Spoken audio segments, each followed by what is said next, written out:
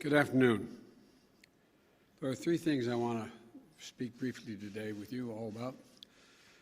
The new milestone in our progress against COVID-19 here at home, steps we're taking to fight COVID internationally, and an important tax cut for families with children under the age of 18.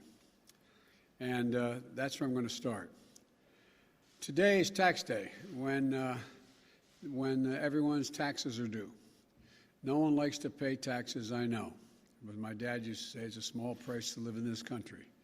But I want to tell everyone with children why, as they're filing their taxes today, they should know that a new tax cut will be coming their way for working class and middle class folks, and very soon. As everyone knows, we firmly believe the need to make our tax system work for the middle class. That's why I think we should ask corporations in the top 1% to start paying their fair share, and why we should crack down on millionaires and billionaires who escape taxes by cheating. But I also think we need to give ordinary families a break, a tax break, to help them with the cost of raising their kids. Most people don't know it, but for families with children, we put that tax cut into the American Rescue Plan, which was signed not long ago. And I signed the tax cut into law in March. 90% of the families, all middle-class and working-class families, will get this tax cut. It's a one-year cut that reduces your taxes by $3,000 a year for each child you have under the age of 18. 2 kids, it's a $6,000 tax cut. And if those kids are under the age of 6, they'll actually get $3,600 per child. So, as you file your taxes today, know that your tax cut is coming. But here's the great news. You won't have to wait until your next year's tax return to get that break. I'm announcing today that on July 15th and the 15th of every month thereafter throughout the year, you will get deposited in your bank account half of your tax cut, at least $250 per child each month, a direct deposit into your account. So if you're a working family with 2 kids, you're going to get $500 a month into your bank account on the 15th of every month starting July. We're getting, and we are getting you a tax cut this year now when you need it and not have to wait. And if you get your tax cut refund deposited in your bank account automatically, this tax cut will be put into your account automatically. If not, it will be mailed to you.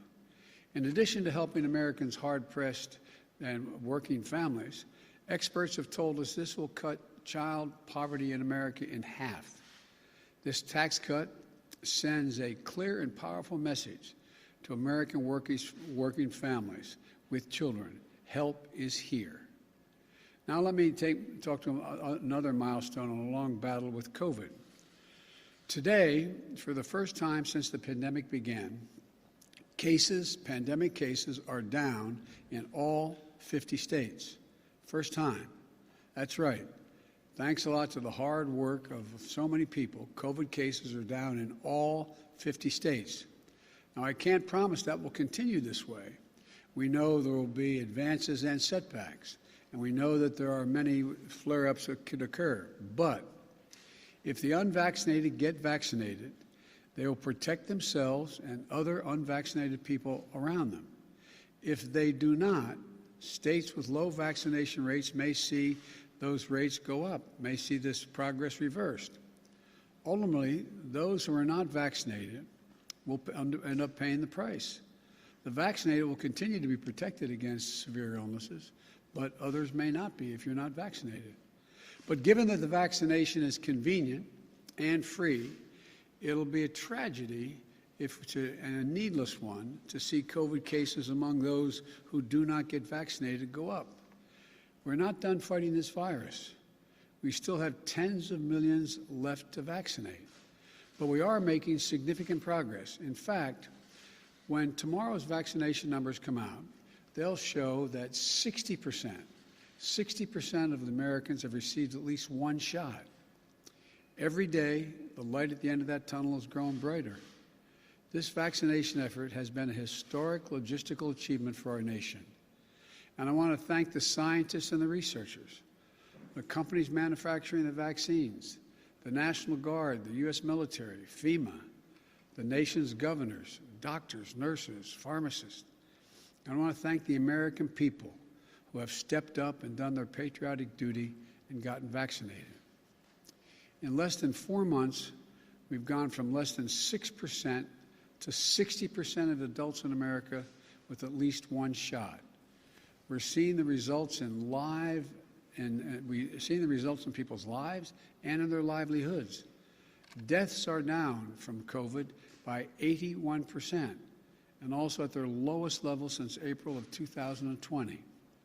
As a result of our prompt action to roll out the vaccine and boost the economy, we've gone from stagnation to an economy that is growing faster than it has in nearly 40 years. We've gone from anemic job creation to a record of creation for a new administration. None has ever created this many jobs in this time frame. The progress is undeniable, but we're not done yet, and some of the hardest work is ahead. We're still losing too many Americans, and we still have too many unvaccinated people in America. Last week, the CDC announced that if you're fully vaccinated, you no longer have to wear a mask. They reported that the science now shows that your vaccination protects you as well as being masked or better than being masked. So you can protect yourself from serious illness from COVID by getting vaccinated or wearing a mask until you're fully vaccinated. Either way, you're protected. As I said last week, some people may want to continue to wear masks, even if they are fully vaccinated. That's a decision they can make. Some businesses may want to continue to require wearing masks. Let's all be kind and respectful to one another as we come out of this pandemic and respect those who want to continue to wear a mask, even if they've been vaccinated. Above all, let's work together, though, to meet the target I've set of 70% of adults, all adults, with at least one shot by July the 4th. 7 states have already done this. Getting vaccinated has never been easier. We are 80,000 locations where you can get a shot. 90% of you live within 5 miles of one of those locations. You can now find a vaccine site near you by texting your zip code to 438829. 438829. Your zip code and that number. You'll get all the places near you. Many places don't require an appointment. Just walk in and get the shot. It's free, and everyone 12 years and above is eligible. If you need help getting your vaccine site, getting to or from your vaccination site, Lyft and Uber are offering free rides to take you to the vaccination site and bring you back home between May 24th and July the 4th to anyone who wants to get vaccinated. And I've called on employers to do their part as well, offering their employees paid time off to get vaccinated. And we've set up a program nationally to reimburse those businesses for the cost of giving employees the time off. Now it's time to get your shot. We have the vaccine. We've secured enough supply to vaccinate all adults and children above the age of 12. I repeat, now's the time to get your vaccine shot. Now, over the past 118 days, our vaccinations program has led the world. And today, we're taking an additional step to help the world. We know America will never be fully safe until the pandemic that's raging globally is under control. No oceans wide enough, no walls high enough to keep us safe. Rampant disease and death in other countries can destabilize those countries, and pose a risk to us as well. New variants could arise overseas that could put us at greater risk. And we need to help fight the disease around the world to keep us safe here at home and to do the right thing of helping other people. It's the right thing to do. It's the smart thing to do. It's the strong thing to do. In March, we shared over 4 million doses of our AstraZeneca vaccine with Canada and Mexico. At the end of April, we announced that we would provide another 60 million doses of our AstraZeneca vaccine overseas.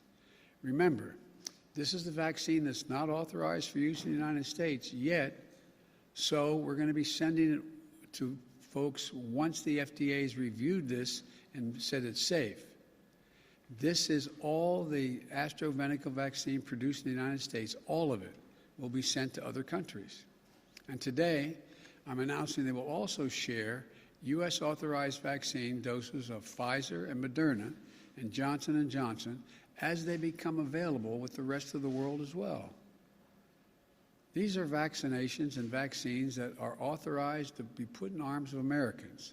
And by the end of June, when we will have taken delivery of enough of such vaccines to protect everyone in the United States will share at least 20 million of those doses, that extra supply, with other countries.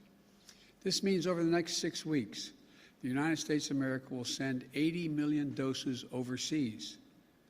That represents 13% of the vaccines produced by the United States by the end of June.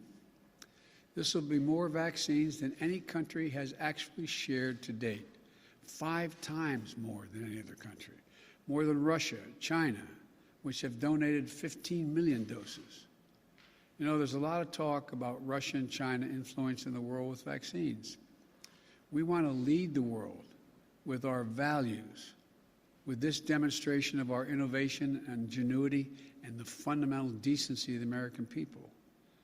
Just as in World War II, America was the arsenal of democracy in the battle against COVID-19 pandemic, our nation is going to be the arsenal of vaccines for the rest of the world.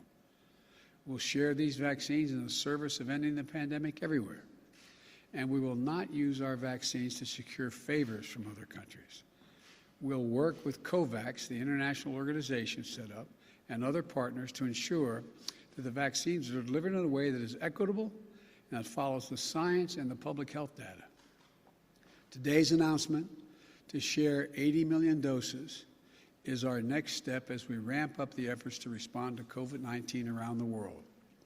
In the weeks ahead, working with the world's democracies, we'll coordinate a multilateral effort to end this pandemic. I expect to announce progress in this area at the G7 summit in the United Kingdom in June, which I plan on attending. This is a unique moment in history, and it requires American leadership. But I want to be clear. Beating this pandemic globally is beyond the capacity of any one nation, even the United States. But the United States will continue to donate our excess supply as that supply is delivered to us. But that won't be nearly enough. What we need to do is lead an entirely new effort, an effort that involves working with the pharmaceutical companies and others and partner nations to vastly increase supply, to create, most of it here in the United States, the kind of capacity that can beat this pandemic worldwide in a way that creates jobs here at home and saves lives abroad. This will take longer than our immediate work to donate from the existing supplies. And we're going to be asking other nations to help shoulder the economic cost of this effort. But the consequences will be more lasting and more dramatic. Doing this will help us beat the pandemic and leave us with a manufacturing capacity here to prepare for the next crisis, the next vaccine needed. I'm putting Jeff Zients, who is leading our COVID team and the COVID efforts to beat the virus here in the United States, in charge of this effort. Jeff will be working with our National Security Council and a talented, dedicated team that has been stood up all across our government. It'll include Gail Smith at the State Department leading in diplomacy and experts from our Agency of International Development and the Department of Health and Human Services as well. We're going to bring the same whole-of-government response to the global effort that made us so successful here at home. Again, the United States, has secured enough supply for all eligible Americans, all Americans 12 years old and older. And we still have work to do, though, hard work. But because we have done so much here, because of the power of American companies, research, and manufacturing, we can continue to do more to help the rest of the world. This is a rapidly changing world, and it's a mistake to bet against democracies. Just as democracies led the world in the darkness of World War II, democracy will lead the world out of this pandemic. And America will lead those democracies as they work to bring greater health and hope to the world in the months to come. And folks, think back. 4 months ago was an audacious goal that we had to put 1 million shots in the arms in my first 100 days as president. 100 million, I should say. We did over 220 million shots in that time frame. Back then, most adults weren't eligible to get the shot. Now, everyone 12 years or older is eligible. And tomorrow, 60% of all American adults will have received at least one shot. Look what we've done. Look what we've done, America. Look at what you've done, America. There's not a single thing beyond our capacity to do in this country when we decide to do it, and we do it together. We can do what we ever set our minds to do if we do it together. And that's exactly what we're going to do. Solve the problem here in the United States, which we're well on our way of doing, and help solve the problem for the world by organizing the rest of the democracies of the world. I want to thank you all. God bless you, and may God protect our troops. Thank you very much. Mr. President, will you now insist on a ceasefire in Israel? Mr. President, will you insist on a ceasefire given the escalation of violence? Sir, are you worried about situation in India, sir? Mr. President, will you now insist upon a ceasefire given the escalation in violence we've seen over the weekend? I'll be speaking with the Prime Minister in an hour, and I'll be able to talk to you after that. Do you still believe